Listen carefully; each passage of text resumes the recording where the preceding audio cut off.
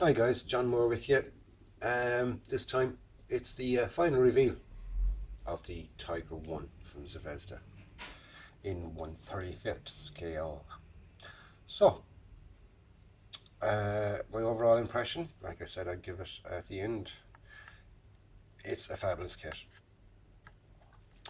One or two little things, but overall, it's a fabulous kit.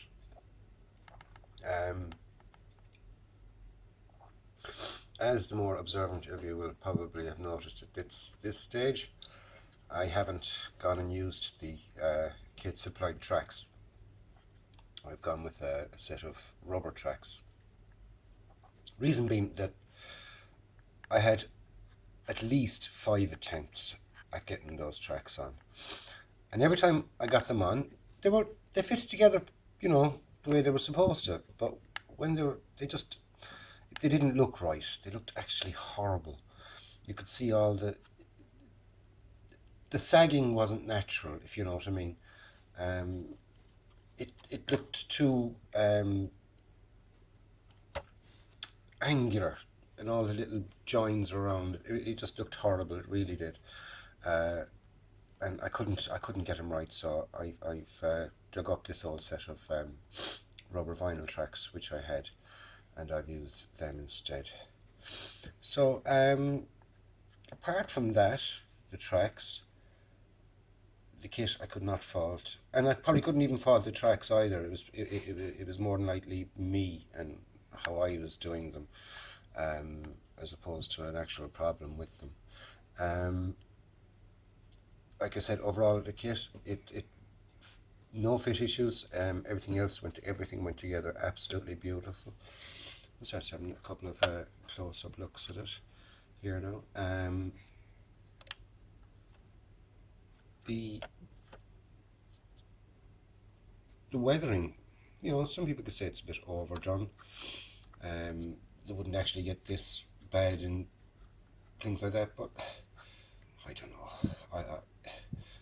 I just like doing that. This damaged and beat up looking, and they look fabulous. I think. Um, I like the rust effects on the exhaust there, and the battered fender. Um, some oil spills here on the top around there. I used Meek Productions. This one here. It's the engine grime from Meek. It's Meek 1407. That came up lovely. Um, you can see it there. It's a kind of a grey when it goes down. When you look at it, you say, "Oh God, that's going to look horrible." But when it settles down and things like that, it actually looks quite nice. Um, I gave it a couple of dry brushes in different colours: silver, black, the red brown, and the dark yellow. Um, a couple of like I said, I give it a sludge wash after the last time. And what I did for the sludge wash is I made my own sludge wash, and I used some of these, which are Warpig's Outlet 2 earth pigments. And what it is, this is mud. It says it's mud. It's a nice kind of a reddish colour. To that I added some black pastel, just ordinary, scraped off some ordinary black pastel. Put into a little cup, drop of water, and just a touch of washing up liquid, so it'll mix. Made it nice and thick, painted it on over the tank, let it dry for about a half an hour. Give it another coat of the sludge, and let that dry for about 2 hours. Now, the reason I let it dry for 2 hours is that I had other things to do, and that's why it got 2 hours. Otherwise, it would have only got probably a half an hour. And then started to remove it with damp tissue. Didn't remove all of it. Removed, I'd say, 95% of it. You end up removing, but in the cleaning down and between that and the rubbing you're doing with the hairspray method, you're lightening off the paints.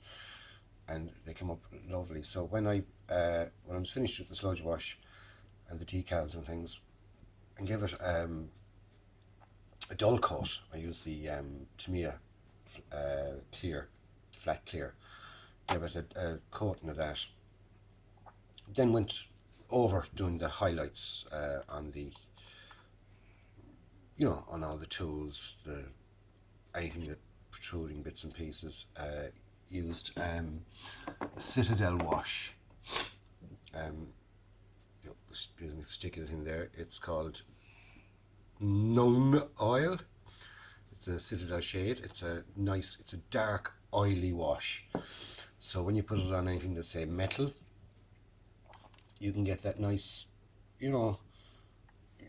shiny-ish,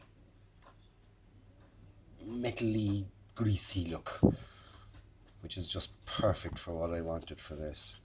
And the tracks then, they were just painted. There was the vinyl, plain vinyl tracks. Undercoated them, painted them in NATO black, Tamiya NATO black, and then gave it some UMP rust wash. Then they got some of the pigments, the mud pigments in amongst that, and finally sort of a dry brush in silver to shine up the the contact metal bits that would contact off the ground. They'd shine up a bit. So that's basically it. And if anybody hasn't seen this one before, and this is just watching this for the first time, this also comes with an interior turret interior, which is a pity it doesn't come with any more, because when you look straight down, unfortunately, there's nothing underneath, although you just got the plain floor underneath, so it's not too bad, I suppose. You have the interior, nicely detailed, very, very nicely detailed. Just zoom in there a small bit on that, and change the angle so we can have a look in at that. Yeah, it's nicely detailed interior, not overly detailed. When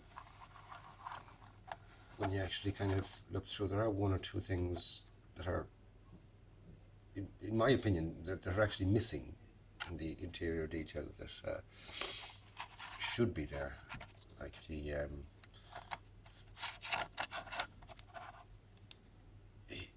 in here there should be an MG42 there, at least the base of one. The firing, the trigger mechanism and bolt.